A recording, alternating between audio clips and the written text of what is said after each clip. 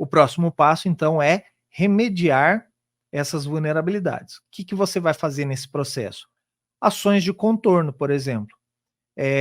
Eu tenho uma falha num sistema, um servidor que é meu servidor web, tá? Vamos imaginar aqui, por exemplo, o Apache. Descobri que eu tenho um servidor Apache e ele tem uma vulnerabilidade. Esse servidor ele está exposto para a internet, porque ele atende a página da empresa. Ok. O que eu posso fazer para, enquanto a correção dessa vulnerabilidade não chega, porque a empresa reportou essa vulnerabilidade e está trabalhando para soltar uma atualização de software que vai corrigir essa vulnerabilidade. Mas de hoje que eu tomei e identifiquei o problema, até o dia que chega essa correção, o que eu posso fazer? Eu posso remediar. Então, as ações de contorno são ações que você pode colocar para evitar que uma vulnerabilidade conhecida seja explorada. Vamos imaginar que é o mesmo servidor Apache, mas que agora ele não está atendendo o site da empresa, ele está atendendo a intranet da empresa. Então, é um servidor interno da empresa, tem bem menos pessoas acessando, é um ambiente onde tem maior controle, é um ambiente onde eu conheço os usuários, eu conheço a rede.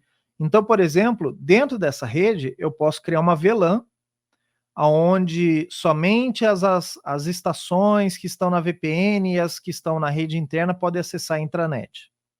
Então, eu já reduzi o número de pessoas que vão ter acesso a essa máquina, eu reduzi a minha superfície de ataque, certo? Por mais que essa máquina ela está lá com um software vulnerável, ele não pode ser explorado.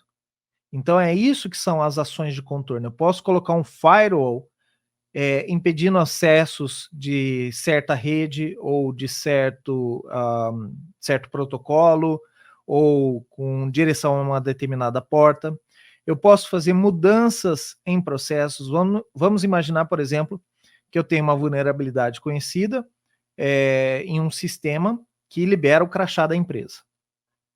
Então, para evitar que esse sistema seja explorado, alguém entre lá e cadastre um crachá falso e uma pessoa entre dentro da minha empresa pela catraca, então eu determino uma mudança no processo.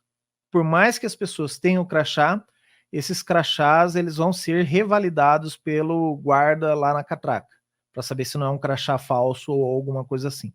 Então são coisas que eu posso colocar nesse processo, posso mudar nesse ambiente de forma com que, mesmo o software continuando vulnerável, ele seja mais difícil de ser atacado ou ele seja impedido de ser atacado.